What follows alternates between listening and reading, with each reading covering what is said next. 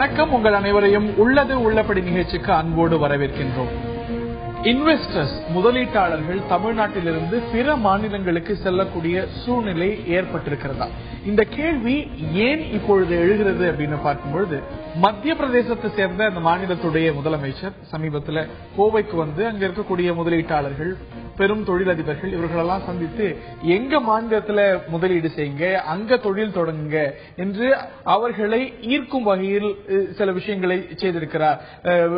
Investors அந்த மாநிலத்துல தொழில் முனைவோர்களை ஊக்குவிக்கும் வகையில நாங்கள் நிறைய விஷயங்களை செய்கின்றோம் என்று சொல்லி அவர்களை சந்தித்து சில விஷயங்களை சொல்லியிருக்கிறார் என்பது சமீபத்தில் வந்திருக்கக்கூடிய செய்தி. இவர் மட்டுமல்ல, கர்நாடகத்தை சேர்ந்த முதலமைச்சரும் சமீபத்தில் கோவைக்கு வந்து முதலீட்டாளர்களை சந்தித்திருக்கிறார்கள். தமிழ்நாட்டை பொறுத்த வரைக்கும் முக்கியமா கோவை அப்படின்னு பார்த்தா இந்தியாவில் இருக்கக்கூடிய டாப் 10 இன்வெஸ்டர்ஸ் டெஸ்டினேஷன்ல இதுவும் ஒன்றாக இருக்கிறது. ஒரு தொழில் முனைவோருக்கான முதலீட்டாளர்களுக்கான ஏதுவான சூழல் தொடர்ந்து இருப்பது தான் இதற்கான காரணம். ஆனால் சமீபத்தில் பிரச்சனைகள் இருக்கின்றன என்ற ஒரு குற்றச்சாட்டுகள் எல்லாம் இருக்கு. இன்வெஸ்டர்ஸ் இங்கிருந்து விலகி சொல்லக்கூடிய ஒரு சூழ்நிலை இருக்கிறதா, அல்ல இது வெறும் அச்சம் தானா, அதற்கான முகாந்திரங்கள் இல்லவே இல்லையா? இதைத்தான் இன்றைய உள்ளது உள்ளபடி நிகழ்ச்சியில் விரிவாக நாம் அலச இருக்கின்றோம். இது சார்ந்த ஒரு தொகுப்பினை முதலில் காண்போம்.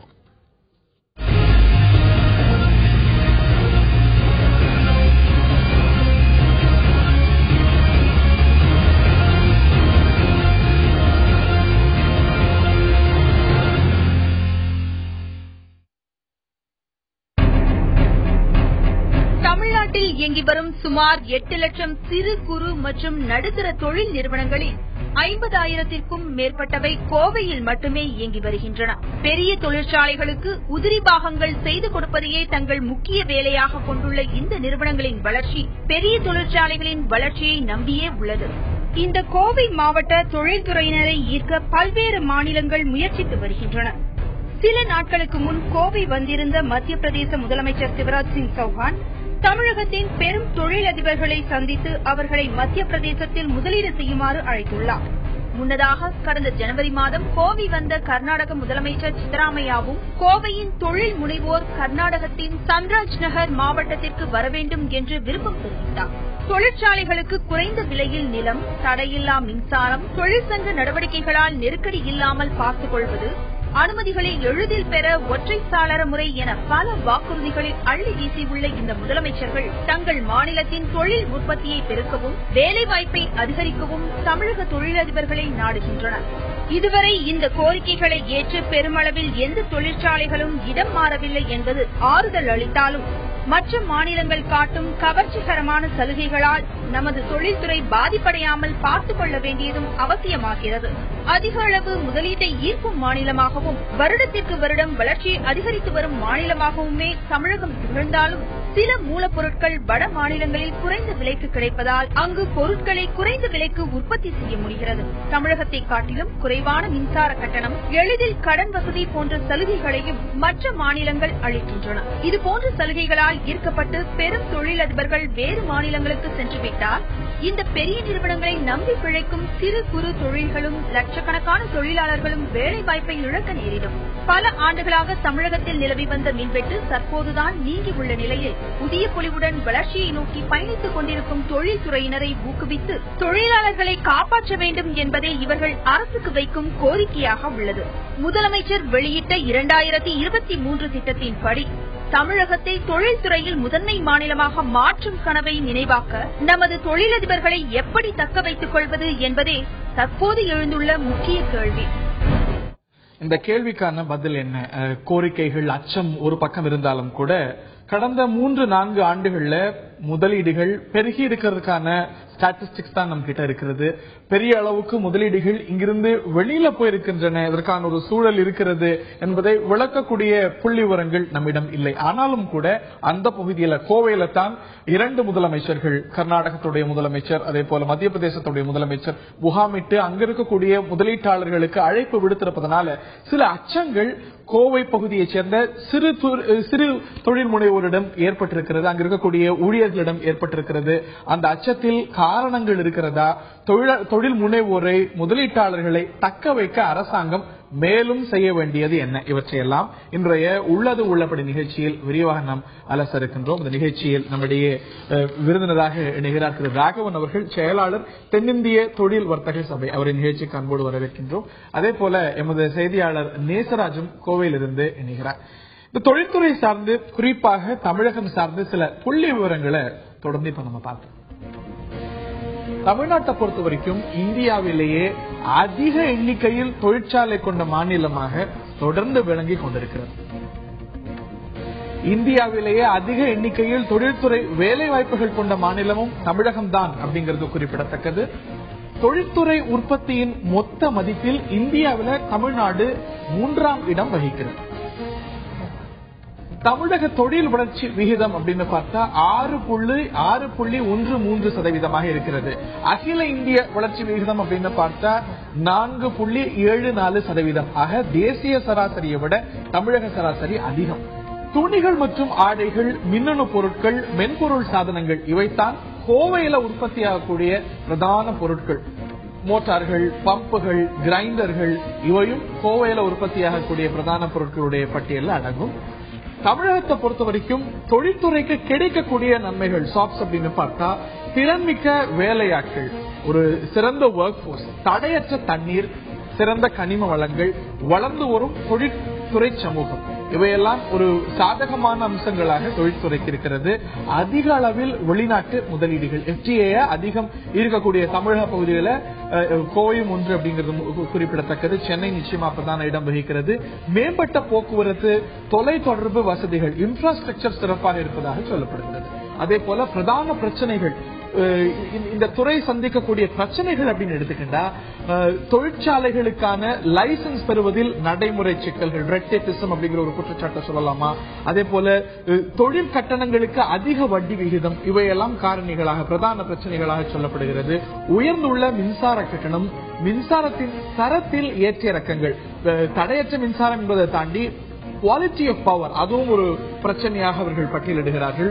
தொழில்துறைக்கு உள்ள பாதுகாப்பு அம்சங்களில் குறைபாடு இதுவும் பிரச்சனைகளில் முக்கிய பிரச்சனையாக சொல்லப்படுகிறது. வெளி மாநிலங்களில் குறைந்த விலைக்கு உற்பத்தி செய்யப்படும் பொருட்களால் போட்டி இதுவும் தொழில்துறை சந்திக்கக்கூடிய பிரதான பிரச்சனைகள். நான் முதல்ல திரு ராகவன் அவர்கள்ட்ட நான் கேட்க இருக்கின்றேன். 2 மாநில முதலமைச்சர்கள், கர்நாடகத்தை சேர்ந்த திரு சித்தராமையா, அதே போல மத்திய பிரதேசத்திலிருந்து சிவராஜ் சௌஹான், இருவரும் இங்க கோவையில முகாமிட்டு அங்க இருக்கக்கூடிய முதலீட்டாளர்கள் எல்லாம் நீங்க வாங்க, நாங்க இன்னும் ஒற்றைச்சாரல முறையில சிறப்பா செய்யறோம், hours is very very investor friendly என்ற விஷயங்கள்லாம் சொல்லிட்டு போயிருக்காங்க. ஒரு அச்சம் என்ன எழுந்திருக்கிறது அப்படின்னா, கோவையில் இருக்கக்கூடிய சிறு தொழில் முனைவோர், பெரிய தொழில்களை நம்பி இருக்கக்கூடிய சப்சிடரி நிறுவனங்கள், அங்க இருக்கக்கூடிய ஊழியர்களுக்கெல்லாம் இங்கிருந்து இன்வெஸ்டர்ஸ் விலகி போயிடுவாங்களோ அப்படிங்கிற ஒரு அச்சம் ஏற்பட்டிருக்கிறது. அதற்கான முகாந்திரம் முதல்ல இருக்கிறதா நினைக்கிறீங்களா? என்னை பொறுத்த வரைக்கும் இது ஒரு நீட் ஜெர்க் ரியாக்ஷன் தான் சார். இது India is democratic country. Even நம்ம மற்ற கண்ட்ரியோட மற்ற இடத்துக்கு போயிட்டு இங்க இந்தியாவில் இன்வெஸ்ட் பண்ணுங்க கூட சொல்றோம். ஸோ அதுக்காக அங்க இருக்கிற இண்டஸ்ட்ரி டிஸ்டர்ப் ஆயிடும், அங்க இருக்கிறவங்க எல்லாம் அஃபெக்ட் பண்ணுவாங்கிறதெல்லாம் சான்ஸே கிடையாது. இப்போ பாத்தீங்கன்னாக்கா தமிழ்நாட்டில் இண்டஸ்ட்ரி இப்போ வரல, 1970s 1960s இருந்தே மேனுஃபேக்சரிங் செக்டர் தமிழ்நாட்டிலே வேரூன்றி இருக்கு. ஸோ அதனால மற்ற மாநில சீஃப் மினிஸ்டர்ஸ் அவங்க இருக்கிற நீங்க அங்க இன்வெஸ்ட் பண்ணுங்கன்னு சொல்றதுனால இந்தியா தமிழ்நாட்டில் இருக்கிற இண்டஸ்ட்ரீஸ் அங்க போய் இன்வெஸ்ட் பண்ணுவாங்கங்கிற ஒரு அச்சம் பயப்பட வேண்டிய அவசியமும் கிடையாது. அதனால உங்களுக்கு அவங்களோட டியூட்டி அவங்க பண்றாங்க. they want to invest, they want to get more investment into their state. So no harm in it. But அதனால இங்க டிஸ்டர்ப் ஆகும், இங்க இருக்கிறவங்க வருத்தம் அடிக்குங்கிற ஒரு கான்செப்ட் கிடையாது. Right right. சமீபத்தில் கர்நாடக முதலமைச்சர் வரும்போதும் கூட ஒரு அரசியல் ரீதியான ஒரு குற்றச்சாட்டு எழுப்பப்பட்டது. அதாவது இங்கிருந்து முதலீட்டாளர்கள் விலகி போறாங்க அப்படின்னு சொல்லும்போது தமிழக முதலமைச்சர் அதற்கான ஆதாரங்கள் எதுவும் இல்லை, இங்கிருந்து எந்த விதமான எக்ஸோடஸ் நடந்திருப்பதற்கான ஆதாரங்கள் எதுவும் இல்லை, கர்நாடகத்திலிருந்து தொழில் முனைவோர் மற்ற மாநிலங்களுக்கு போறாங்களே தவிர தமிழகத்திலிருந்து யாரும் போகல அப்படின்னு சொல்லியிருக்காங்க. போகக்கூடாது என்பதுதான் எல்லாருடைய எதிர்பார்ப்பு. அதே போல விஷன் 2023 என்ற அடிப்படையில் தமிழ்நாடு அதிக அளவில் ஏறத்தாழ 15 லட்சம் கோடி அளவுக்கு முதலீடு முதலீட்டை ஈர்க்கிறதுக்கு திட்டம் போட்டிருக்கு. அதற்கான சூழல் இருக்கிறதா? இந்த அச்சம் ஏன் எழுந்திருக்கிறது? எமது செய்தியாளர் நேசராஜ் வாயிலாக அங்க இருக்கக்கூடிய சிறு தொழில் முனைவோர் மற்றும் அவரோடு இருக்கக்கூடிய மற்றவர்களிடம் கேட்க இருக்கின்றேன். இப்போ கோவையில 2 மாநில முதலமைச்சர்கள் சமீபத்தில் முதலீட்டாளர்களிடம் பேசி போயிருக்காங்க. இது சிறு அச்சத்தை அங்க ஏற்படுத்தியிருக்கிறதாவே நம்ம புரிஞ்சுக்கிறோம். என்ன காரணத்தினால், என்ன சொல்றாங்க இந்த அச்சத்தை எழுப்புறவங்க? நேசராஜ், கோவையில் கிட்டத்தட்ட 50,000க்கும் மேற்பட்ட சிறு குறு தொழில்கள் இருந்து வருகிறது. இதுல கிட்டத்தட்ட 5 லட்சத்துக்கும் மேற்பட்ட தொழிலாளர்கள் பணிபுரிந்து வருகின்றனர். கடந்த 20/1/2014 அன்று கர்நாடக முதலமைச்சர் சித்தராமையா கொடிசி அரங்கில் தொழில் அதிபர்களுடன் ஆலோசனை கூட்டம் நடத்தி கிட்டத்தட்ட 10,500 கோடி அளவிற்கு எங்களுக்கு வர்த்தகம் பண்ணுங்க அப்படின்னு தெரிவிச்சிருந்தாங்க. அதுல சில தொழிலதிபர்கள் கையெழுத்தும் போட்டாங்க. அதைத் தொடர்ந்து நேற்று முன்தினம் மத்திய பிரதேச முதலமைச்சர் சிவராஜ் சிங் சௌகான் கோவை பந்தய சாலையில் உள்ள தாஜ் ஹோட்டல்ல மிகப்பெரிய தொழிலதிபர்கள், அதாவது 500 கோடிக்கு மேல் உள்ள தொழிலதிபர்களுடன் ஒரு ஆலோசனை கூட்டம் நடத்தினாரு. இதுல பேசிய அந்த சிவராஜ் சிங் என்ன சொல்றாருன்னா, எங்க மத்திய பிரதேசத்துல விவசாயம் முன்னோடியா இருக்குது. இந்த தொழில் அதிபர்கள்லாம் அங்க வாங்க, உங்களுக்கு நிலம், 24 மணி நேரம் மின்சாரம் மற்றும் நிலம் எல்லாத்தையும் கொடுப்போம் அப்படின்னு தெரிவிச்சிருக்காங்க. இதனால கோவையில் இருக்கிற தொழிலதிபர்கள் மத்திய பிரதேசத்துக்கு சென்றாலோ இங்கு நிரந்தரமாக பணி செய்து வரும் தொழிலாளர்கள் மிகப்பெரிய பாதிப்படைந்துள்ளனர். இது குறித்து நம்ம ஜேம்ஸ் இருக்கார், அவர்கிட்ட கேட்போம். சார், இந்த 2 மாநில முதலமைச்சர்களும் குறிப்பாக கோவையை போக்கஸ் பண்றது என்ன காரணம்? பொதுவாக 2 மாநில முதலமைச்சரும் அல்ல, இந்தியாவில் இருக்கின்ற பல்வேறு மாநிலங்களுக்கு முதல்வர்களும் கோவை மாவட்டத்தையே குறிவைத்து இங்கிருக்கின்ற பெரும் தொழில் முனைவோர்களை தங்களுடைய மாநிலத்தில் தொழில் தொடங்குவதற்காக அழைப்பு விடுவிப்பது என்பது சமீப காலமாக தொடர்ந்து நடைபெற்று வருகின்றன. கடந்த 5 ஆண்டுகளுக்கு முன்பு தொடர்ச்சியாக ஏற்பட்ட மின்வெட்டினால் இந்த மாவட்டத்தில் இருக்கின்ற தொழில்கள் பல்வேறு நெருக்கடிக்கு ஆளாக்கப்பட்ட பொழுது, குறிப்பாக சொல்ல போனால் கடந்த 5 ஆண்டுகள் தொடர்ச்சியாக மிக பெரும் தொழில் நிறுவனங்களுக்கு மின்வெட்டு என்பது 40% 50% இந்த 5 ஆண்டுகளும் தொடர்ச்சியாக கொடுத்தார்கள். இந்த 5 ஆண்டுகள் இந்த மின்வெட்டு தொடர்ச்சியாக கொடுத்ததுடன் விளைவாக உற்பத்தி செலவுகள் அதிகரித்து இங்கே அவர்கள் போட்ட முதலீடுகள் திருப்பி எடுக்க முடியாத அளவுக்கு ஒரு நெருக்கடிக்கு ஆளாக்கப்பட்ட காரணத்தினால் அவர்கள் இந்த மாநிலத்தில், குறிப்பாக இந்த கோவை மாவட்டத்தில் தொழில் செய்கின்ற எண்ணமே அவர்களுக்கு கைவிட்டு மனம் விட்டு விட்டார்கள். இன்னும் சொல்ல போனால் அந்த 5 ஆண்டு காலங்களில் சென்னை மாவட்டத்தின் மற்றும் அருகாமையில் இருக்கிற மாவட்டங்களும் அங்கிருக்கின்ற தொழில்கள் தடையற்ற 5 ஆண்டு காலம் நடைபெற்றது. ஆனால் கோவை மாவட்டத்தை பொறுத்தவரைக்கும் தொடர்ச்சியாக சரிவு சந்தித்ததனால் இங்கு இருக்கின்ற பெரும் தொழில் முனைவோர்கள் இங்கே தொழில் தொடங்குவதும் தொழில் செய்வதிலும் ஆர்வக்குறைவு அவர்களுக்கு ஏற்பட்டதால் அவர்கள் பல்வேறு இடங்களில் தங்களுடைய முதலீட்டை செய்வதற்காக இந்தியா முழுவதும் அவர்கள் முயற்சி எடுத்தார்கள். அது விளைவாகத்தான் இங்கு தற்பொழுது நீங்க சொன்னது போல 2 முதலமைச்சர்கள் தற்பொழுது கோவைக்கு வருகை புரிந்திருக்கிறார்கள். இன்னும் எங்களுக்கு தெரிந்து இன்னும் 4-5 முதல்வர்கள் இங்கே கோவைக்கு வருகை பெறுவதாக தகவல் கிடைத்திருக்கிறது. இதனால் பாதிப்பு என்னவென்றால், நாங்கள் எங்களை போன்ற குறு சிறு தொழில் முனைவர்கள் நாங்கள் இந்த பெரும் நிறுவனங்கள் நம்பிதான் நாங்கள் பணியாற்றி வருகிறோம். இந்த பெரும் நிறுவனங்கள் அவர்கள் உற்பத்தி செய்கின்ற பொருளுக்கு தேவையான உதிரி பாகங்களை நாங்கள் ஒரு பெரிய தொழிற்சாலை ஒன்று இருக்கிறது என்றால் 1000 to 2000 பேர் வரைக்கும் அந்த தொழிற்சாலையில் நேரடியாக நாங்கள் வேலை அவர்களிடத்திலிருந்து அந்த உதிரி பாகங்களை நாங்கள் எடுப்போம். அதன் மூலமாக நாங்கள் என்ன செய்வோம் கேட்டு எங்களிடத்திலிருந்து குறுந்தொழில்கள் குறு சிறு மற்றும் பிரித்து கொடுத்து கிட்டத்தட்ட 10,000க்கும் மேற்பட்ட சாதாரண பெருந்தொழிற்சாலையில் ஒரு 10,000க்கும் மேற்பட்ட தொழில் முனைவர்கள் பயன் அடைவார்கள். அவர்கள் மூலமாக 1 லட்சம் 2 லட்சம் தொழிலாளிகள் பயனடைவார்கள். இப்படி கோவையில் இயங்கி வருகின்ற ஒரு நூற்றுக்கணக்கான பெருந்தொழில் நம்பியே 50,000க்கும் மேற்பட்ட குறு சிறு தொழில்கள் நாங்கள் இயங்கி வருகிறோம். எங்களை நம்பி 5 லட்சத்துக்கும் மேற்பட்ட தொழிலாளிகள் இங்கு தொழிலில் ஈடுபட்டு இருக்கின்றார்கள். ஆனால் கடந்த 5 ஆண்டுகளுக்கு மேலாக எங்களுக்கு ஏற்பட்ட நெருக்கடியால் இவர்கள் உற்பத்தியை நிறுத்திவிட்டார்கள். அதனால் மிகுந்த பாதிப்பில் ஜாப் ஆர்டர் இல்லாமல் தவித்து வருகிறோம். இந்த நிலையில்தான் இந்தியாவில் இருக்கின்ற பல்வேறு முதல்வர்கள் இந்த கோவைக்கு இது படையெடுத்து இங்க இருக்கின்ற தொழில் முனைவர்களுடைய அவர்கள் மாநிலத்தில் தொழில் தொடங்கும் மூலமாக அந்த மாநில வளர்ச்சிக்கு அவர்கள் முயற்சி எடுக்கின்றார்கள் என்பதை தெரிவித்துக் கொள்கிறோம். தற்போது கோவையில மின்சாரம் சீரளவாகவே இருக்குது. இதனால தொழில்துறையினர் தற்போது அதிக அளவு பிரச்சாரம் பண்ணிட்டு தான் இருக்கிறாங்க. ரைட். சமீபத்துல ஒரு ஆண்டுக்கு முன்பாக மின்வெட்டு அப்படிங்கிறது ஒரு பெரிய பிரச்சனையாக இருந்திருக்கிறது. இப்பொழுது அந்த ஒரு பிரச்சனை அப்படிங்கிறது சீரடைந்து வருகிறது அப்படின்னு பார்க்கணும். ஆனாலும் கூட இங்க இன்வெஸ்டர்ஸுக்கு பிரச்சனைகள் இருக்கவே செய்கின்றனவா? இருந்தால் அவை என்ன?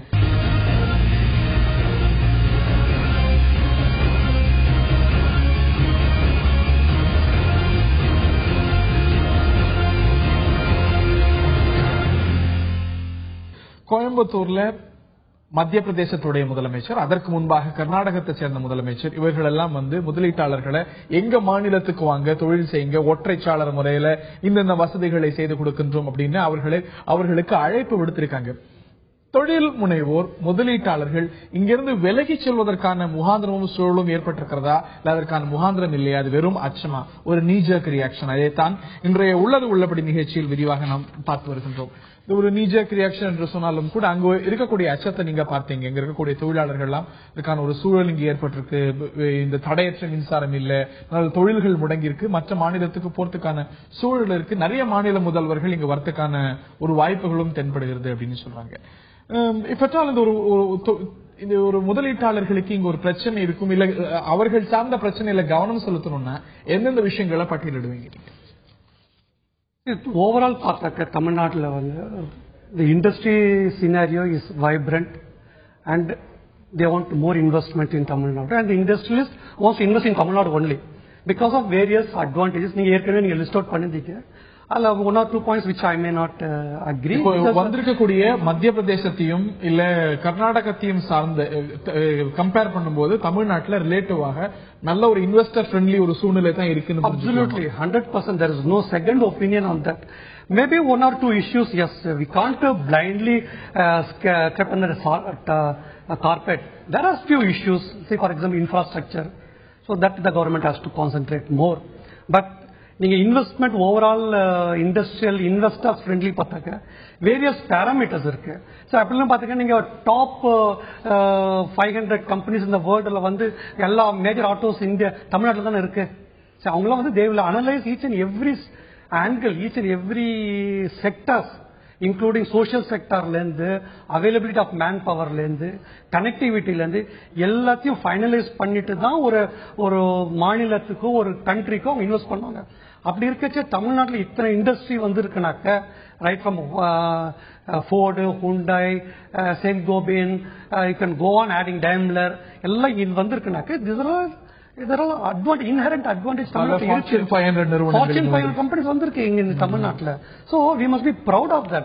See, அவங்க மத்த சீஃப் மினிஸ்டர்ஸ் இங்க கேட்டிருக்காங்கன்னாக்க, see they are doing their duty. ஒரு இயல்பான ஒரு விஷயமா பார்க்கணும்.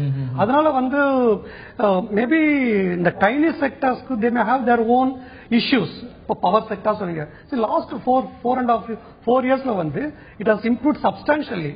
So இப்போ இதனால என்ன பண்ணுவோம், அவங்க they should invest and they could do more in their sector instead of thinking நம்ம வேலை இல்லாம போயிடுமோ இல்ல பெரிய இண்டஸ்ட்ரீஸ் தமிழ்நாட்டுல போயிடுமோ அவங்க அச்சப்பட வேண்டிய அவசியமே கிடையாது. Because they have already passed the tough period.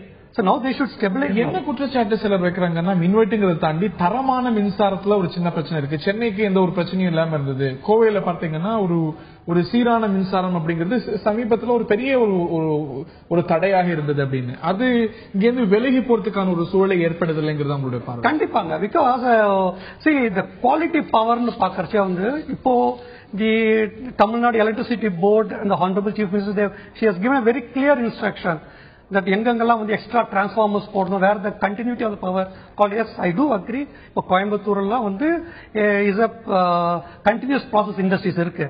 So the power should be available throughout the period with quality. அது they are taking extreme steps to do it, and I'm sure that it will bounce back, particularly on the western part of Tamil Nadu. சமீபத்தில் இந்த மின்வெட்டு பிரச்சனை கணிசமா குறைந்திருக்கணும் அப்படின்னு பார்க்கணும். ஆனா அங்க இருக்கக்கூடிய ஒரு குற்றச்சாட்டு என்னன்னா, சென்னையில ஒரு சீரான தடையற்ற மின்சாரம் இருக்கு, ஆனா கோவைக்கு அந்த சூழ்நிலை இல்லை. அதனால கோவையில் இருக்கக்கூடிய தொழில்கள் பாதிக்கப்பட்டிருக்கு. அதனால இங்க வராங்க, கோவையை நோக்கி படையெடுக்கிறாங்க. அதுக்கான ஒரு சூழல் ஏற்பட்டக்கூடாது அப்படிங்கிறது தான் எல்லாருடைய பார்வையாகவும் இருக்கிறது. இதை தாண்டி செய்தியாளர் நேஸ்ராஜ் வாயிலா நான் கேட்க இருக்கின்றேன், ஏதேனும் தொழில் முனைவோர் இன்னைக்கு 2 முதலமைச்சர்கள் பேசிட்டு போயிருக்காங்க, ஆனா ஆதாரப்பூர்வமா இந்தந்த தொழில் முனைவோர் இங்கிருந்து போறதுக்கான ஒரு சூழல் ஏற்பட்டிருக்கு, இல்ல இந்தந்த இன்வெஸ்டர்ஸ் விலகி போயிட்டாங்க அப்படின்னு கர்நாடக முதலமைச்சர் வந்த பிறகும் சரி, சௌஹானுடைய வருகைக்கு முன்னாடியும் சரி, அப்புறமும் சரி நம்ம பார்க்க முடியல. இந்த ஒரு அச்சம் என்பது இந்த சூழ்நிலையில முகாந்திரம் இல்லாதது அப்படிங்கிற ஒரு பார்வை இருக்கு. வேற என்னென்ன காரணங்களை அச்சங்களா வைக்கிறாங்க அங்க இருக்கக்கூடிய தொழிலாளர்களும் சிறு தொழில் முனைவோர்? இது கோவையில மிகப்பெரிய தனியார் நிறுவனம் குர்கான் பகுதியில மிகப்பெரிய தொழிற்சாலையை நிறுவிட்டு இருக்காங்க. ஆனா அதற்கு பின்புதான் இந்த 2 சிஎம் வந்திருந்தாங்க. ஆனா தற்பொழுது எந்த பெரிய நிறுவனங்களும் அங்க போறதுக்கான ஒரு சாத்தியக்கூறு இல்லைன்னு தான் இந்த தொழிலதிபர்கள் சொல்லியிருக்காங்க. தற்போது இன்னொரு பிரச்சனையாக இந்த குஜராத்தில் இருந்து வரும் மோட்டார் 1 HP மோட்டார் கோவையில அதிக விலைக்கு விற்கிறதா சொல்லியிருக்காங்க. அதாவது குஜராத்ல இருந்து வர்ற மோட்டார் 5000 ரூபாய் எனவும், அதே போல கோவையில தயார் செய்யற மோட்டார் 7000 ரூபாய் அப்படின்னு தெரிவிச்சிருக்காங்க. இதனால அந்த மோட்டார் பம்புல வேலை செய்யற தொழிலாளர்கள் மிகப்பெரிய பாதிப்பு ஏற்பட்டிருக்குது. இதுல குறிப்பாக ஒரு தொழிலாளிக்கு 3 நாட்கள் வேலை இழக்கும் அபாயம் ஏற்பட்டிருக்கு. அது குறித்து கோப்மா மணிராஜ் இருக்காரு, அவர்கிட்ட கேட்போம். சார், இந்த மோட்டர்னால என்னென்ன பிரச்சனையே வருது? கோயம்புத்தூர் பொறுத்த வரைக்கும் பாத்தீங்கன்னா 75 வருஷத்துக்கு மேலாவே இங்க பாரம்பரியம் எல்லா வகையான மோட்டருங்க, தொழிற்சாலைக்கும் சரிங்க, விவசாயிக்கும் சரி, வீட்டுக்கு எல்லா வகையான மோட்டர் கோயம்புத்தூர் இருந்தா பல ஆண்டுகளாக தயாரிச்சு இந்தியாவின் பல்வேறு மாநிலங்களுக்கு அனுப்பிச்சிருந்தா. குறிப்பா பாத்தீங்கன்னா இந்த கர்நாடகா, கேரளா, ஆந்திரா, அப்புறம் மத்திய பிரதேசம், மேற்கு வங்காளம், இப்படி பல்வேறு மாநிலங்களுக்கு இங்கிருந்து தான் போயிட்டு இருந்தது. ஏறக்குறைய இந்தியா மார்க்கெட்ல 70% கோயம்புத்தூர் பம்பு தான் ஆக்கிரமிச்சிருந்தது. ஆனா கொஞ்ச காலம் பாத்தீங்கன்னா இப்போ ஒரு 10-15 வருஷமா பாத்தீங்கன்னா இங்க குஜராத் பம்புகள்லாம் இங்க இந்த மார்க்கெட்ல எங்களோட கோயம்புத்தூரோட சந்தையை அவங்கள கைப்பற்றினங்காட்டி எங்களுக்கு இங்க வேலை குறைஞ்சிருச்சு. ஒரு கோயம்புத்தூர் பம்ப் செட் பொறுத்த வரைக்கும் தொழில்நுட்பத்திலும் சரி, தரத்திலும் சரிங்க, அதுக்கு விற்பனைக்கு மேல சர்வீஸிலும் சரி அருமையான ஒரு number 1 Coimbatore motor pump set தான். பல காலமாவே இதுவே நடந்துட்டு இருக்குங்க. ஆனா அவங்க அங்க விலை ரேட் குறைவா கொடுக்கறேன்னு சொல்லிட்டு தரமில்லாத மோட்டரை இன்னும் குறிப்பா இந்த நிகழ்ச்சி சொல்ல போனா பாத்தீங்கன்னா இங்க கோயம்புத்தூர் பல்வேறு பெரிய கம்பெனிகள், பிராண்டட் கம்பெனிகள் என்ன பண்றாங்கன்னா குஜராத்ல ஒரு சின்னதா ஒரு கடையோ கம்பெனி ஆரம்பிச்சு அங்க இருக்க தரமில்லாத மோட்டர்களை வாங்கிட்டு இங்க அவங்க பேர் போட்டு இந்தியா முழுக்க விற்க ஆரம்பிச்சிட்டாங்க. இதனால என்ன உள்ளூர்ல எங்களுக்கு வேலை குறைஞ்சு போகுதுங்க. இங்க ஏறக்குறைய 3000 சிறு குறு பம்ப் செட் உற்பத்தியாளர்கள் பிராண்டட் கம்பெனி கொஞ்சம் பேர் இருக்காங்க. அதை நம்பி பாத்தீங்கன்னா 25,000-30,000 ஜாபர் சேரம் இருக்கிறாங்க.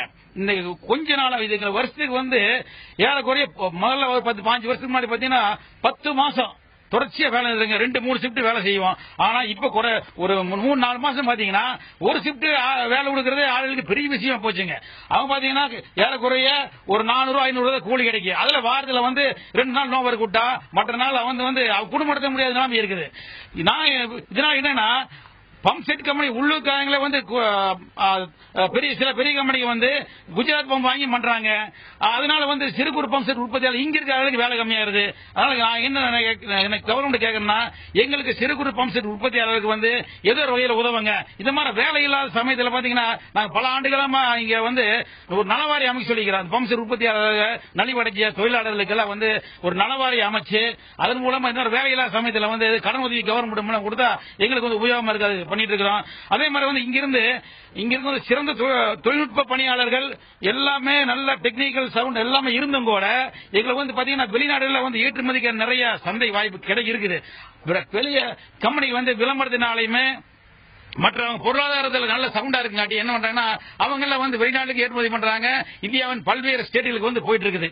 சரிங்களா? எங்களுக்கு கவர்மெண்டே இங்க ஏதோ ஒரு வகையில் ஏற்றுமதி செய்யறதுக்கு ஒரு குழு அமைச்சு மாவட்ட நிர்வாகம், கோயம்புத்தூர்ல மாவட்ட நிர்வாகத்தின் மூலமாவே, அதே மாதிரி மாவட்ட தொழில் மையம் மூலம், இது மாதிரி அரசாங்க அதிகாரி மூலமா எங்களுக்கு உதவி செஞ்சா நாங்க இன்னுமே ஒரு ஷிப்ட்ங்கிறது 3 ஷிப்டுமே வருஷம் பூரா நாங்க வேலை கொடுக்க தயாரா இருக்கிறோம். இப்போ இந்த முதலமைச்சர்கள் இந்த மாதிரி எங்க மத்திய பிரதேசத்துக்கு நீங்க தொழில் அமைப்பு வாங்க அப்படின்னு சொல்றாங்க. எந்த அளவுக்கு தொழிலாளர்கள் மத்தியில பாதிப்பு ஏற்படும்? அதான் ஏற்கனவே தொழில் இல்லாம இங்க அல்லாடிக்கிட்டு இருக்கோம். ஏற்கனவே பாத்தீங்கன்னா ஒரு ஷிப்ட் கூட ஓடுறது இல்ல. வாரத்தில் 2 நாள் வேலை இல்லாத திண்டாட்டம் இருக்கு. இந்த நிலைமையில் இந்தியாவில் உள்ள மற்ற முதல்வர்கள் இங்க உள்ள கம்பெனியை எடுத்து சென்றால் இருக்கிற 30,000-50,000 குறுந்தொழில் கூடங்கள் மூடப்படும். அது மட்டும் இல்லாம ரா மெட்டீரியல் காஸ்ட் இந்தியாவுக்குள்ள ஒரே ரேட்டா இருக்கணும்.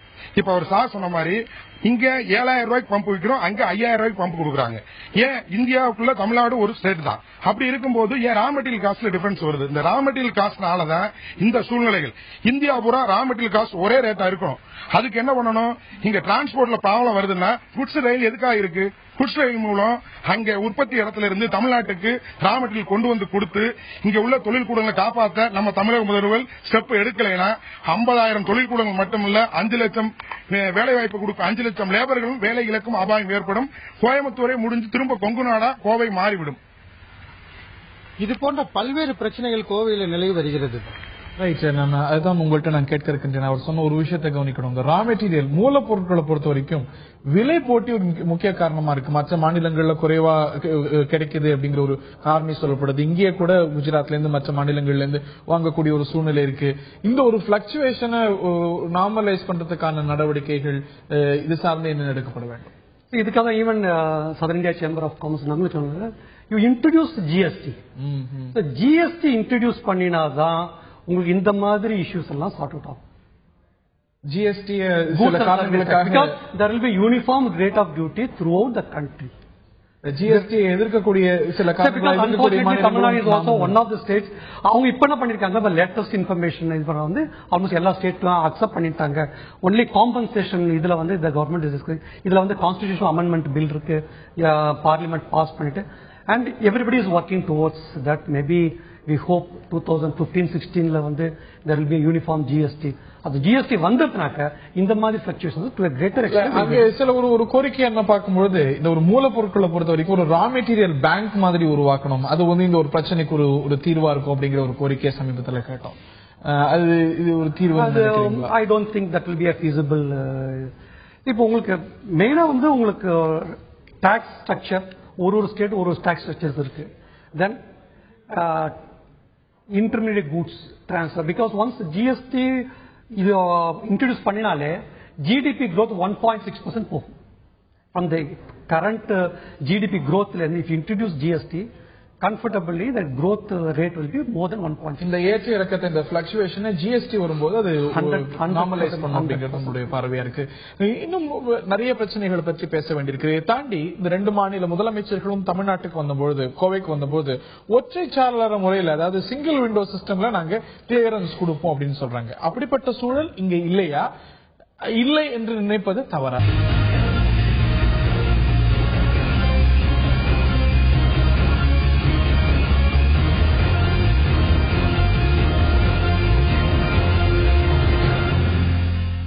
இந்தியாவிலேயே அதிக தொழில் முனைவோரை, முதலீட்டாளர்களை ஈர்க்கக்கூடிய பிரதேசங்களுள் தமிழகம் ஒன்றாக இருக்கிறது. குறிப்பாக சென்னை மற்றும் கோயம்புத்தூர் இருக்கிறது. ஆனால் சமீபத்தில் 2 மாநில முதலமைச்சர்கள் கோயம்புத்தூருக்கு வந்து அங்க இருக்கக்கூடிய தொழில் முனைவோரை எல்லாம் சந்தித்து, எங்க மாநிலத்துக்கு வாங்க, இங்க முதலீடு செய்யுங்க, அங்க நிறைய வசதிகளை வாய்ப்புகளை ஏற்படுத்தி தரோம் அப்படின்ற ஒரு கோரிக்கைகளை, அழைப்புகளை விடுத்திருக்காங்க.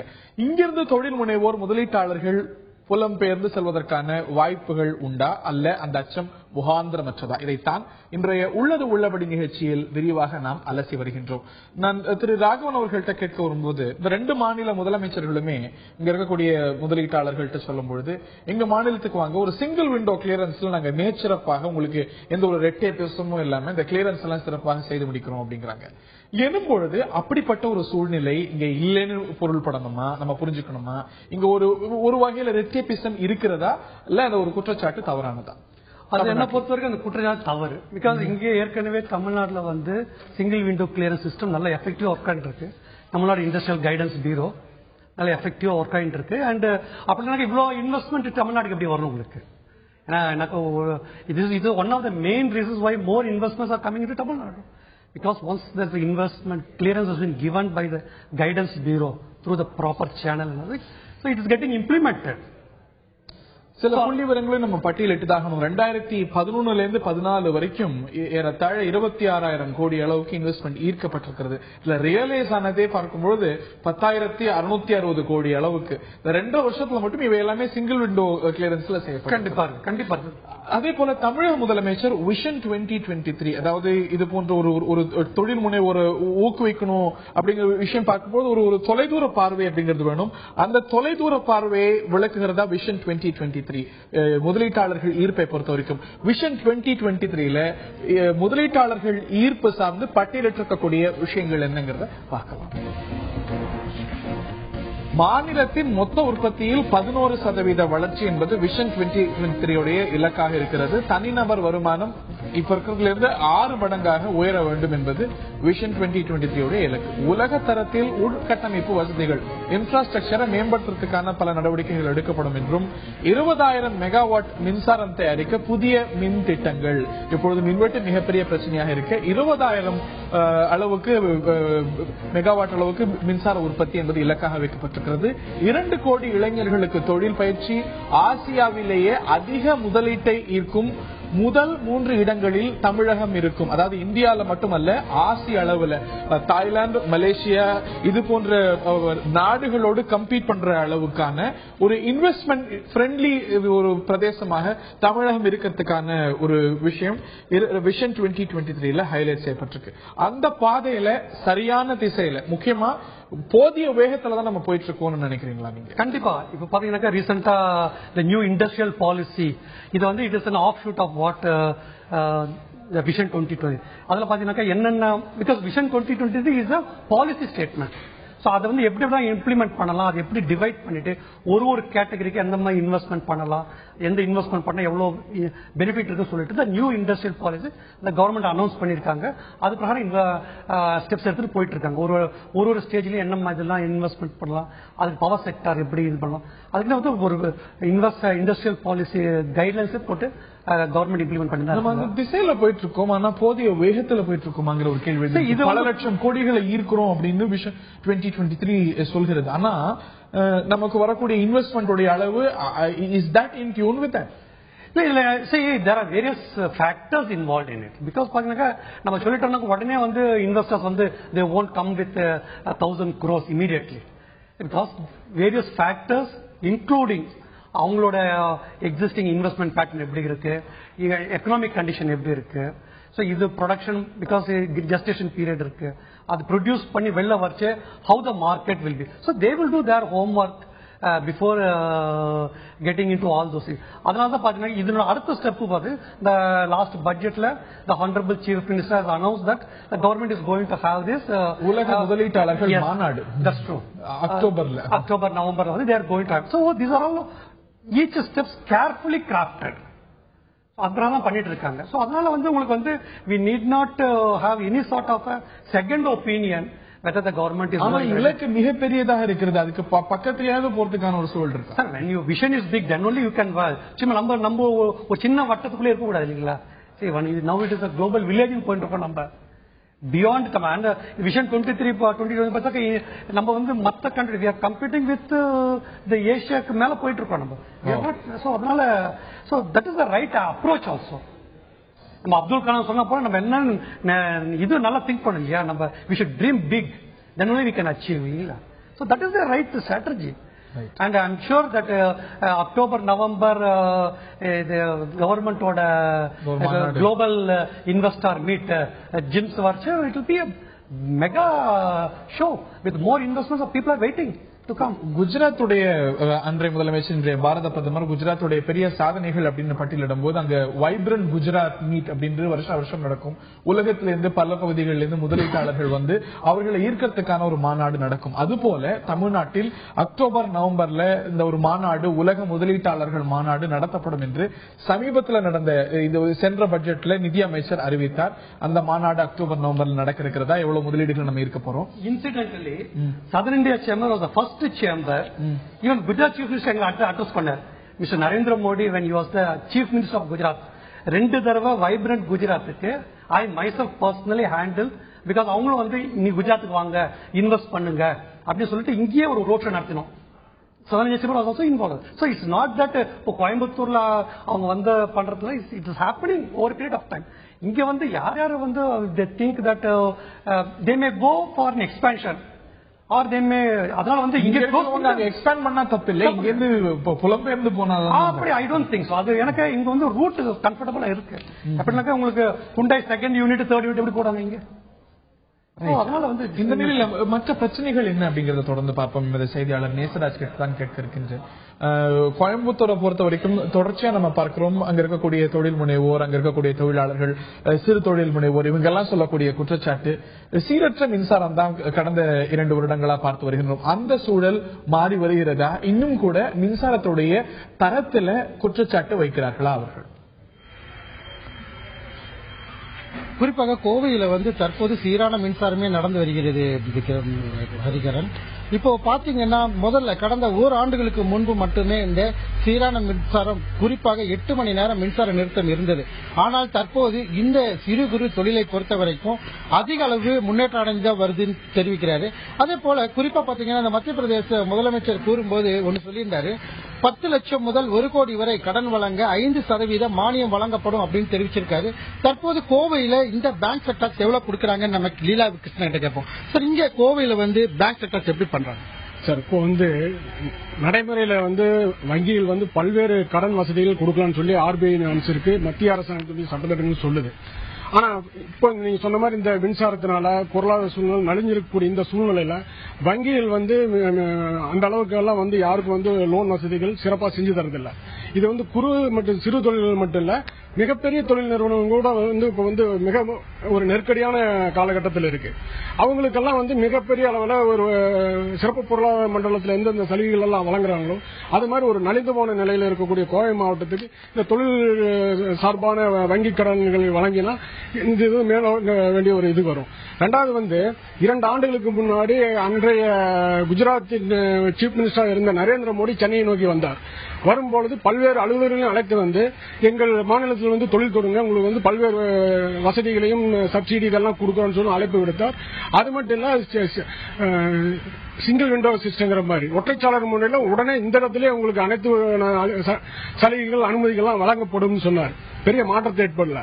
ஆனா அவரு சொன்ன நோக்கம் குஜராத்தில் தொழில் தொடங்கணும் அப்படிங்கறதுக்காக சிறப்பு சலுகைகள் தொழில் நடத்தக்கூடியவர்களுக்கு வழங்கணும்னு சொன்னார். அவர் அப்பேற்பட்டவர் இன்று பாரத பிரதமராக இருக்கிறார். அவருக்கு இந்தியா முழுவதும் சம்பந்தம். அந்த மாதிரி இருக்கக்கூடிய பிரதமர் இருக்கும்போது இந்த கோவைக்கு மத்திய நிதி அமைச்சகம் தொழில்துறை தனி கவனம் எடுத்து இங்க இருக்கக்கூடிய தொழில்களை இப்ப நடந்துட்டு இருக்கிற தொழில்களை முதல்ல காப்பாற்ற வேண்டிய நடவடிக்கைகள் பிரதமரும் மத்திய அரசாங்கம் கட்டாயமாக எடுக்க வேண்டும். இதே நேரத்தில் சென்ற ஒரு வாரமாக தமிழக முதல்வர் கோவைக்கு அளித்த சலுகைகளை நாங்கள் மனப்பூர்வமாக வரவேற்கிறோம். சிறப்பு ஜவுளி பூங்கா அமைக்கிறது, இந்த ரிங் ரோடு வசதிகள், மேம்பால வசதி கிட்டத்தட்ட 2000 கோடிக்கு மேற்பட்ட தொகையை கோவை மாநகருக்கு வழங்கி இருக்கிறார்கள்.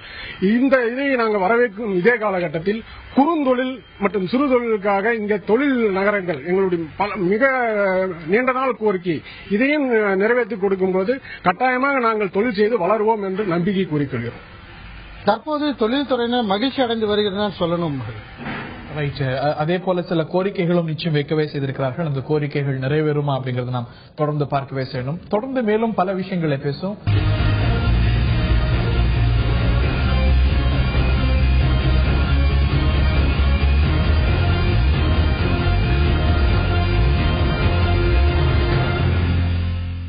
இரண்டு முதலமைச்சர்களும் இன்னைக்கு டாப் 10 டெஸ்டினேஷன்ஸ் அப்படின்னு எடுக்கும்போது இன்வெஸ்டர் டெஸ்டினேஷன் அப்படின்னு பார்த்தா கோவையும் பட்டியலிடலாம், சென்னையும் பட்டியலிடலாம் அகில இந்திய அளவில். ஆனாலும் கூட அவர்களுடைய கவனம் கோவையை நோக்கி இருக்கிறது.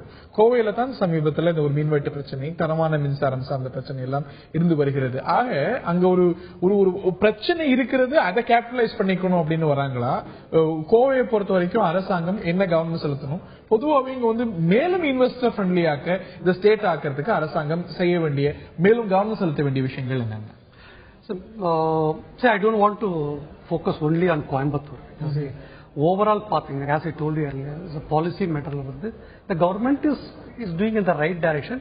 Yes, few areas where they should do it. Infrastructure, say roads and the power sector. Let it be, of course, what it was few years before. We have crossed the maximum. Maybe some teething problem here and there. But once we overcome that issue also, then it will Tamil Nadu power surplus state மாறதுக்கு only matter of months தான் இருக்கு தவிர்த்து I can't even say years.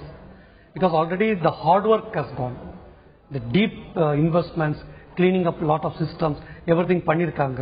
So only thing is now it has to be prudent. Fortunately, monsoon இது வரைக்கும் கொஞ்சம் நல்லா ஆயிருக்கு. So ஒரு ஃபேக்டர்ஸும் பார்க்கறதுக்கு ஃபேவரபிளா தான் போயிட்டு இருக்கு. So Tamil Nadu is getting a most favorable investor destination தான். அதுல எந்த விதமான கடன்கள், சலுகைகள், மானியங்கள் இதெல்லாம் பார்க்கும்போது மற்ற மாநிலங்கள் நம்மளை விட பெட்டரா இருக்குன்னுக்கிறதெல்லாமா? I don't think. பிகாஸ் நீங்க பாத்தீங்கன்னாக்கா இது இன்ட்ரெஸ்ட் ரேட்ஸ் பார்த்தாக்கா it is purely on the reserve bank's direction. And there இப்போ இருக்கிற காலகட்டத்தில் வந்து ஈவன் எங்களுக்குமே from the industry point of view maybe SME sector ரொம்ப அஃபெக்ட் பண்ணிருக்காங்க. Even the large industry is also affecting because of availability of credit and the timely availability of credit. So ரெண்டுமே ப்ராப்ளமா இருக்கு. இப்போ நமக்கு தேவைப்படாத போது அவைலபிள் இருந்தா என்ன பிரயோஜனம்? நீங்க பாத்தீங்கன்னாக்கா உங்களுக்கு காருக்கும் மற்ற இதுக்கும் வந்து they are giving at 7% interest or 8% interest. Industries பக்கத்து எல்லா ஃபார்மாலிட்டிஸ் கேட்கறாங்க. கொடுத்த கரெக்ட் டைம் வருமானு பார்த்தா அதுவும் கிடையாது. So availability of credit ஒன்னு, timely availability of credit. So it is throughout India this is a issue. அதனால வந்து we are not நம்ம வந்து ஒரு விதி விலக்கு கிடையாது. Even Southern India Chamber we have taken up this issue with the Reserve Bank of India. They should come out with a certain very clear guidelines. At least for SME you should give like இருக்கு. Unfortunately what is happening is the Reserve Bank கூட அவங்க என்ன சொல்லுவாங்க, நாங்க இதெல்லாம் facilities கொடுத்துருக்கோம் reserve bank சொல்லுவாங்க. ஆனா அது வந்து இண்டிவிஜுவல் பேங்க்ஸ் எப்படி பண்றாங்க பார்த்தாக்கா இதுல என்ன பாருங்கனாக்கா இப்போ ஒரு மேனேஜர் வந்து கிளியரன்ஸ் கொடுக்குறாங்க. அது கொடுத்தாக்கா because of the bad economy or that will become an NPA. So manager என்ன பண்ண மேனேஜரோட அவங்களோட சிஆர்ல வந்து இல்ல நீ this is a default, you will be held responsible. So that motivation level instead of supporting it is getting deteriorated. Managers also ரொம்ப risk எடுக்காம எதுக்கெல்லாம் loan கொடுக்கலாம் அதுக்கு மட்டும் லோன் கொடுக்கறது. சோ அவங்க கண்டிஷன்ஸ் பாக்குறாங்க. எக்கனாமிக் கண்டிஷன் இந்த இண்டஸ்ட்ரீஸ் எக்கனாமிக்லயே பண்ணல, சோ அதனால we need not give loan. இது அவங்களே கிரியேட் பண்ணதான். It's not that reserve bank has instructed. இவங்களாவே கிரியேட் பண்ணினதான் தவிர்த்து it is not that reserve bank of India. But otherwise also இந்தியால the rate of interest for the industry is high, so it has to come down. இவையெல்லாம் பிரச்சனைகளாக இருக்கிறது. நிச்சயமா இதுல நீங்களே குறிப்பிட்டது போல பெரிய அளவுக்கு பாதிக்கப்படுறது சிறு குறு தொழில்கள் தான், எஸ்எம்இன்னு சொல்லக்கூடிய அந்த ஒரு செக்டர் தான். கோவையில கூட பெரிய பிரச்சனைக்கு உள்ளாவர்கள் நாங்கள் தான் அப்படிங்கறது உங்களுடைய குற்றச்சாட்டாக குறையாக இருக்கிறது. எனது செய்தியாளர் நேசராஜ் வாயிலாக இன்னும் பெட்டரா ஒரு இன்வெஸ்டர் ஃப்ரெண்ட்லி சூழ்நிலையை உருவாக்குறதுக்கு அரசாங்கத்துக்கிட்ட அவங்க வைக்கக்கூடிய கோரிக்கைகள் என்ன? தொழிலாளர்களும் சரி, சிறு தொழில் முனைவோரும் சரி, பெரிய தொழில் முனைவோரும் சரி, அரசாங்கத்துக்கிட்ட மேலும் அவர்கள் வைக்கக்கூடிய கோரிக்கைகள் என்ன? அவர்கள் வாயிலா கேட்டு சொல்லுங்க.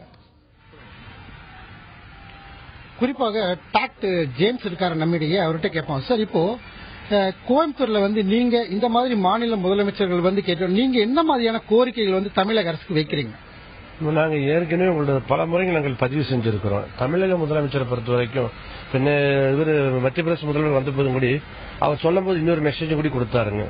அதாவது வாரத்தில் திங்கட்கிழமை வந்து தொழில் முனைவோர்கள் தங்கு தடை என்று என்னை சந்திக்கலாம், உங்களுக்கு வேண்டிய உங்களுடைய பிரச்சனைகள் என்னன்னு தெரிஞ்சு பார்ப்பது செய்து கொடுப்பது தயாரா இருக்கிறோம் என்று. ஆனால் கடந்த 5 ஆண்டுகளாக நாங்கள் ஏற்பட்ட நெருக்கடி, அந்த முதல்வராகட்டும் தற்போதைய முதல்வராகட்டும் நாங்கள் எந்த முதல்வர்களையும் எங்களால் சந்திக்க முடியவில்லை. எங்கள் பிரச்சனைகள் தீர்வுக்கு அவர்களுக்கு நேரடியாக சந்தித்து அவர்களிடத்தில் எங்களுக்கு ஏற்படுகின்ற நெருக்கடி சிக்கல்கள் எங்களை பாதுகாப்பதற்கு இப்படியெல்லாம் செய்யுங்கள் என்று கேட்பதற்கு எந்த முதல்வரையும் எங்களால் சந்திக்க முடியவில்லை. அது மிகுந்த வேதனை அளிக்கக்கூடிய விஷயமா எங்கள் தொழில் முனைவர்களுக்கு, குறிப்பாக குறு சிறு தொழில் முனைவர்களுக்கு எங்களுக்கு இருந்து வருகிறது. நாங்கள் எதிர்பார்ப்பது என்னவென்றால், இப்ப ஏற்கனவே நாங்கள் எங்களுடைய நண்பர் குமரேசன் கூறியது போல இப்ப என்ன கேட்டீங்கன்னா, தொழில் நடந்து கொண்டிருக்கிற தொழில் லீலா கிருஷ்ணன் மாதிரி நடந்து கொண்டிருக்கிற தொழில்கள் 5 ஆண்டுகள் மின்வெட்டால் பாதித்தோம். தற்பொழுது கோவையில் இருக்கின்ற பெரும் தொழில் நிறுவனங்கள் எல்லாம் தங்களுடைய மூலப்பொருட்கள் இங்கே வந்து கொள்முதல் செய்வதில் அதிகம் அவர்களுக்கு பணம் காஸ்ட் அதிகமாகிறதுனால பிற மாநிலங்களிலிருந்தே உதிரி பாகங்கள் வந்து குறைந்த விலைக்கு வாங்கி அது அசம்பிள் சென்டர்களாக இப்ப மாற்றிக் கொண்டிருக்கிறார்கள் கோவையில். அப்ப இவர்களை நம்பி தொழிலாற்றி வருகின்ற நாங்கள் பல ஆயிரக்கணக்கான தொழிற்சாலைகள், தொழில் முடிந்த எங்களை சார்ந்திருக்கின்ற லட்சக்கணக்கான தொழிலாளிகள் பாதிக்கின்றோம். அப்ப இந்த பிரச்சனை தீர்வுக்கு வழி என்ன அப்படி என்று பார்க்கின்ற போது தமிழக முதலமைச்சர் அவர்கள் முதலில் குறு சிறு தொழில் முனைவர்களை அழைத்து பேசி எங்களுக்கு நெருக்கடிகள் எந்தெந்த வடிவத்தில் தீர்க்க முடியும் என்பதற்கு அவர்கள் வழிகாட்ட வேண்டும். அப்படி காட்டுவோம். ஏன் இப்பவே பாத்தீங்கன்னா இந்தியாவில் விவசாயம் என்பது மிக முக்கியத்துவம் வாய்ந்த, இந்தியாவில் முதன்மை வாய்ந்த விவசாயம். அதுக்கு அடுத்தது தொழில்துறை. விவசாயத்தில் இன்னைக்கு அதிநவீன விஞ்ஞான வளர்ச்சியினால் அதிநவீன இயந்திரங்கள் முழுக்க எங்கள் தொழில்துறை சார்ந்தே விவசாயத்துக்கு பயன்படுகிறது. அப்பொழுது அந்த விவசாயிகளுக்கு பயன்படக்கூடிய அந்த கொள்முதல் என்பது தொழிற்சார்ந்த கொள்முதல் என்பது இவர்கள் தனியாக ஒரு அமைப்பு ஏற்படுத்தியோ அரசு துறை சார்ந்த நிர்வாகத்தை ஏற்படுத்தியோ இந்த குறு சிறு தொழில்களுக்கு கொள்முதல் செய்து விவசாயிகள் கொடுப்பார்களானால் விவசாயிகளும் வளர்ச்சி அடையும், எங்கள் தொடர்ந்த தொழிற்சாலைகள் தொழில் நிறுவனம் வளர்ச்சி அடையும் என்பதை நாங்கள் எதிர்பார்க்கிறோம். குறிப்பாக மத்திய பிரதேச முதலமைச்சர் இன்னொன்றையும் குறிப்பிட்டார். அதாவது அவர் பதவி ஏற்கும் பொழுது 7.5 லட்சம் ஏக்கர் விவசாய நிலங்கள் தற்போது 27.5 லட்சம் ஏக்கராக மாறியுள்ளது. கோதுமையில் 2வதாக விவசாயம் இருக்கிறது என குறிப்பிட்டுள்ளார். இது குறித்து நம்ம விவசாயத்தை பத்தி இங்கே கோயம்புத்தூர் எப்படி இருக்கு சார்? விவசாயம் இப்போ தமிழக அரசு மானியம் கொடுத்திருக்கு, விவசாயத்துக்கு முக்கியமா கொடுத்து மானியம் கொடுத்திருக்கு. அது என்னன்னு டிராக்டர் உதிரி பாகங்கள் மற்ற இடுபொருள்களுக்கெல்லாம் இது பண்றதுக்காக மானியம் கொடுக்குது. அந்த மானியத்தை எங்க அந்த விலையில வாங்கறது மாவட்ட தொழில் மையத்தின் மூலமாக கோவையில் உள்ள குறுந்தொழில் முனைவர்களுக்கு அந்த ஆர்டரை கொடுத்தாங்கன்னா நாங்க வேலை செஞ்சு அது மாவட்ட தொழில் மையத்தின் மூலம் சப்ளை செய்யறதுக்கு. உதாரணத்துக்கு இப்ப விலையில்லா கிரைண்டர் கோவை மாவட்டத்துக்கு கொடுத்து அதை நம்ம ரேஷன் கடைகள்லாம் அவங்க கொடுத்துட்டு இருக்காங்க. அதே போல விவசாயிகளுக்கு வேண்டிய உபகரணங்களை தொழில் முனைவர் குறுந்தொழில் முனைவர்களாக எங்களுக்கு போன்றவர்களுக்கெல்லாம் ஜாப் வர்ற மாதிரி கொடுத்து அதை தமிழக அரசே கொள்முதல் செஞ்சு மாவட்ட தொழில் மையத்தின் மூலமாக விற்பனை செய்தால் நாங்க ரொம்ப பலனடைவோம். இது தமிழக முதல்வர் அம்மா எங்களுக்கு இது பண்ணி தரணும். குறிப்பாக தமிழக அரசு விவசாயம் தொழில் ஆகியவற்றை பாதுகாக்க வேண்டும் என தொழில்துறையினர் தெரிவித்துள்ளனர்.